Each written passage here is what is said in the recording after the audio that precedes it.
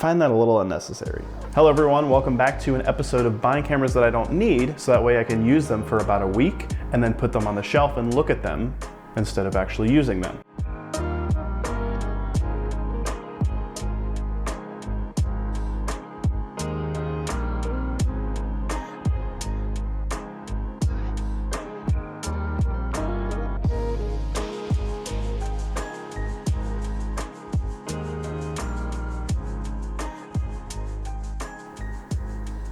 A new setup.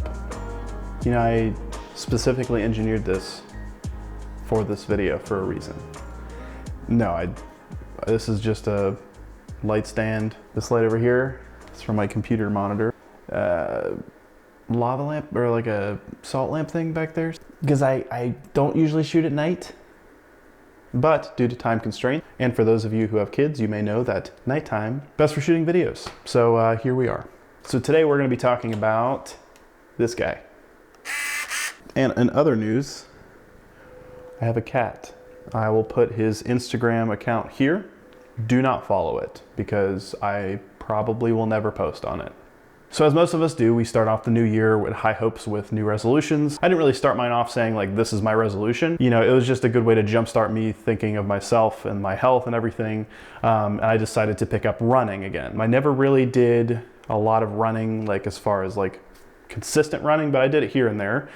So I've been trail running on the trails that are close to our house. We have a cat, he just keeps jumping on my lap. And I've been looking for a small camera that I can bring with me that is fitting a couple different areas of criteria. Number one, has to be dirt cheap. You know, you guys might ask like, Brandon, why don't you take your Leica running with you? I mean, it's the peak of camera design. It's simple, it gets out of your way. And I would answer you with the question, you know, why don't I take my Tesla off-roading? It's because I don't have a Tesla. You know, I'm not gonna take it with me because, you know, if I drop it in the mud and, you know, water and crap get in it, if the camera breaks like completely, I'm out like $2,000. So to me, I just kind of want a camera that if it breaks, you know, I'm not out that much money and, you know, it's easy to acquire, easy to use. Number two is portability. Obviously it has to be very small. I didn't want it to have, you know, all these different components, interchangeable lenses. It needed to be a point and shoot camera. Those are great for carrying around with you. And number three, it had to have decent image quality. I wasn't looking for something like a Contax T2 or, you know, like a Leica Mini Lux. I wasn't looking for anything, you know, designer brand quality. I was just looking for something that would, you know, get me by on image quality and just look good for documenting my runs. You know, because as I'm out running, you know, especially in the winter time when there was all the snow glued to the trees, it was just absolutely gorgeous. So I wanted to take some photos, but I kept pulling out my phone and I got some good photos. But, you know, to me, I was like, I really want to bring out some black and white film on my runs, you know, but I didn't want to necessarily go out on a separate hike to just take the photos. You know, I wanted to incorporate it into my run. I thought it'd be kind of a fun thing to do to carry my camera because as we all know, the times that you don't have your camera are the times that you see something you want to photograph. So I try to eliminate those times by always having a camera with me. So without further ado, I would like to introduce to you the Konica Z-Up 130E. It is a point and shoot film camera that was released in the late 1990s and closely resembles the ugly silverish, goldish camera that your grandma used to use to force you and your cousins to take a photo in front of the Christmas tree that ultimately would just turn out being very awkward. So as most point and shoot cameras offer, you know, it has a flash, it has a little viewfinder that you look through, almost kind of like a rangefinder style. You know, it has obviously automatic metering, flash, no flash, you know, yada yada. And fun fact, it also has a ridiculously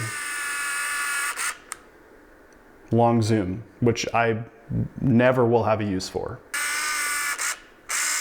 So anyways, this sent me back about 30 euros on eBay.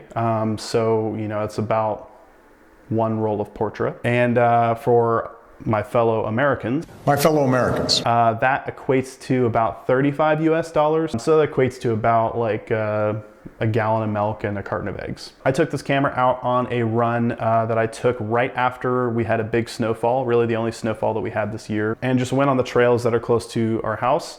It was absolutely gorgeous. You know, there's snow like, you know, packed in on all the tree branches, and it's just a beautiful area to be in general. But with all the snow, it just added that extra, like, you know, cinematic quality. So I obviously loaded it with, I believe, Kentmere 400, and I just snapped away, you know, I think it was 24 exposures. And you know, this thing's great. I got a little strap for it, so I was able to put it on my wrist and just keep running with it, not worrying about it flying out of my hand.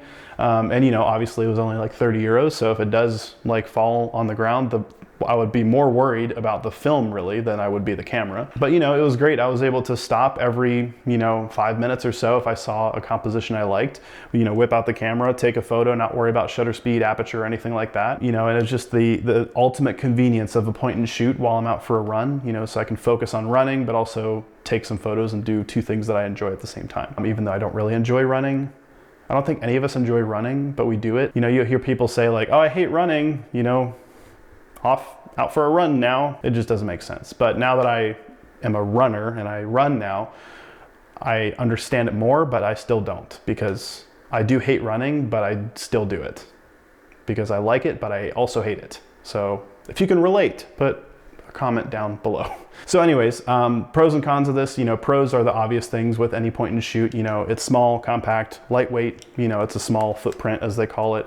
And obviously if I drop it and break it, it's not really that much money out of the wallet. The main con for me is just the chunk, the absolute thickness of this thing. It's just like, if it was just like slightly thinner, it would feel a little bit better. It's literally like a brick in my hand, but it doesn't weigh that much, so that's not really that big of a setback. The other thing that other people mentioned that was kind of an issue is that when you focus, the lens like zooms in and then zooms out, you know, which is normal for some point and shoots like this, but it is kind of annoying, and I have felt like I was missing focus, but on pretty much all the photos I took, you know, I don't think I missed any focus. So here's a couple photos I took. Some of them turned out really well. As you can see, some of them turned out kind of blurry, but overall, I think really the sharpness of this lens is actually really surprising for like 30 euros, you know, a really cheap camera. And it really shows that, you know, if you just have a piece of gear like this, you know, and take photos in a good environment with good lighting, generally you're gonna get good results. I was really happy with it. I really enjoyed running with it, and I'm gonna continue taking it with me on runs. And overall, I'm just really satisfied with the purchase. You know, obviously you can go on and on about all the cons of it. It's like, it's plastic, you know, it's a little ugly, but at the end of the day, I don't really care how it looks as long as it takes photos that are, you know, pretty good, which I think they're really good. And as long as I can hold it in my hand while I'm running, you know, with minimal discomfort, that's all I really care about. So that's really the end of this video. If you enjoyed the photos I took, any of my lame jokes that I mentioned in this video, if you enjoyed my new lighting setup, if you enjoyed any aspect of it, I'd love to hear you guys tell me mainly just what you're interested in so far of the videos I've made, and things you want to see more of. And then if you like the video, you don't have to like it if you don't want to. It does help, as we all know, you know, I don't think I have to tell you that. But also, if you want to see more of these videos, go ahead and subscribe. But yeah, thanks for checking in. Thanks for watching the video, and I will see you in the next video. My cat is like laying over there, like staring at the floor because I told him to get down. So I should probably go apologize.